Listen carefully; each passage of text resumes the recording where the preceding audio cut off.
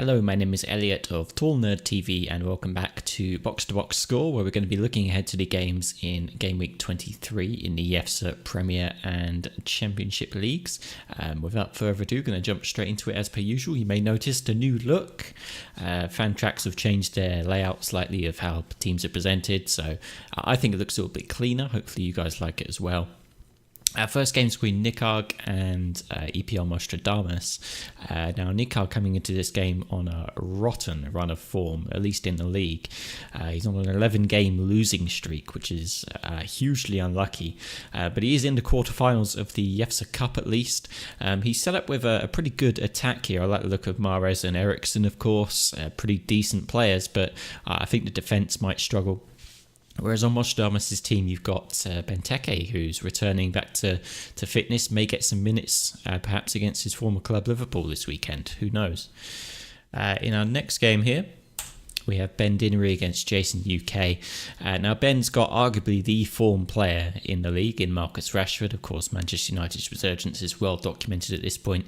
Whereas Jason's got the dud defence for the week with the double Huddersfield coverage, which I don't think anybody really wants, especially not at this time of the season with obviously Wagner being sacked from Huddersfield.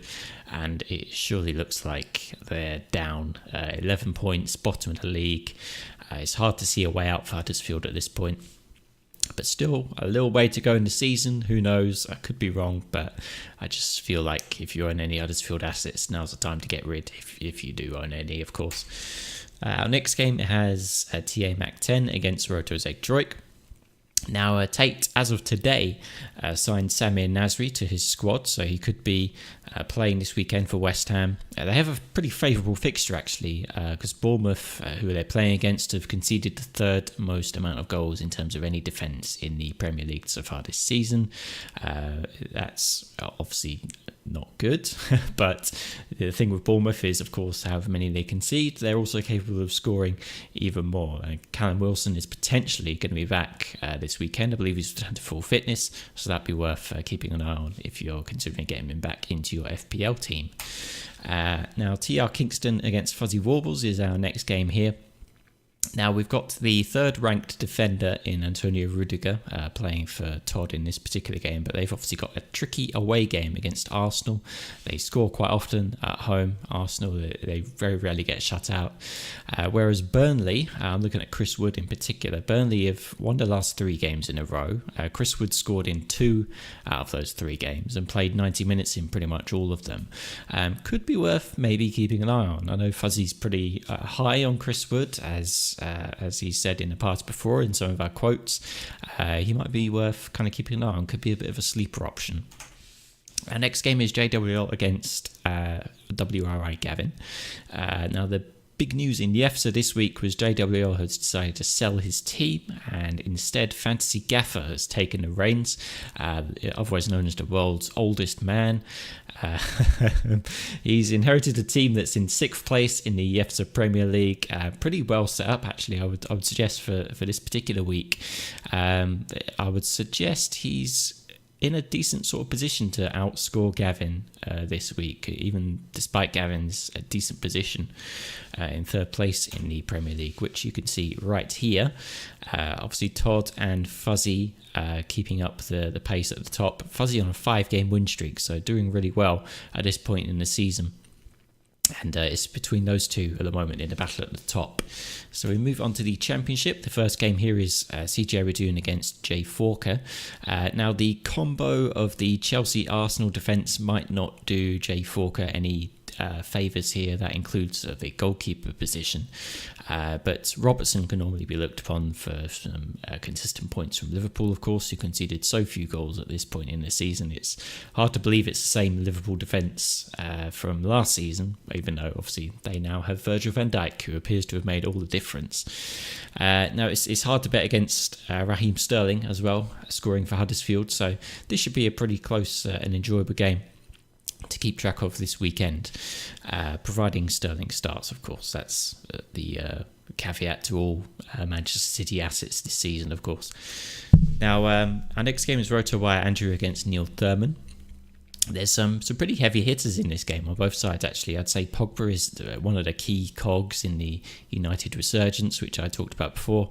Hazard is still one of the highest ranked players in the game, and of course, perhaps it isn't surprising that the Christmas period saw the emergence of Jesus. Okay, I'll just move on swiftly. The next game is Gary Irwin against Fantasy Yamal. Now, the star player from last week being David De Gea, certainly for Ryan's team at least.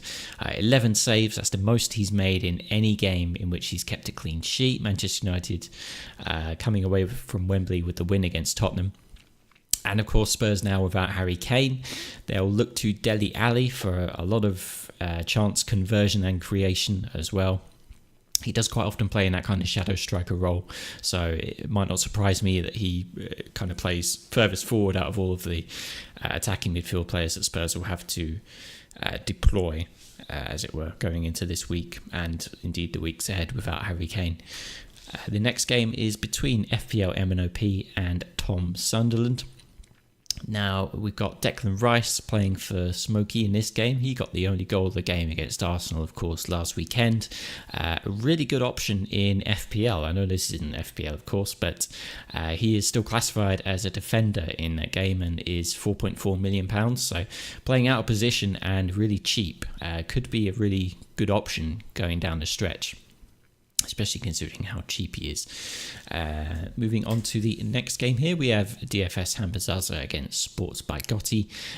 This should be a pretty close game, actually. I'm liking the looks of both sides. Slight weaknesses in defence, but also some strengths. I like the look of what Gotti has, though, in terms of his triple threat of De Bruyne, Redmond and Salah. And if you want to make it a foursome, then you can throw Martial in there as well. Redmond in particular is kind of it's been a good option in the last sort of few weeks. Normally the returns haven't been there. I think he's quite an easy on the eye sort of player to watch. He's got pace to burn, he scares defenders, all that sort of thing, but typically just hasn't had the attacking returns from a pretty low scoring Southampton team in general, but could be one to keep hold of going forward towards the end of the season. And that brings us to the championship table here, where we have, of course, Fantasy Yamal still at the top, 2-game winning streak now. All the teams below him, in the immediate positions below him at least, lost last weekend, so that's allowed him to build up a 3-game gap at the top. So could be interesting. Well, we'll see if it's an unassailable advantage or not, but difficult to tell at this point in the season. We're only just halfway through. So that's going to do it for this week. I hope you enjoyed the video. Next week at some point there will be the draw for the quarterfinals of the UEFA Cup. There's 8 teams still in it, so we will see who gets drawn against who. I know Ben wants to play Ryan, which is something I can't guarantee, but we will see what happens. I hope you'll join me for that. I hope you enjoyed this video. I hope you have a good weekend, and I will see you next week. Bye bye for now.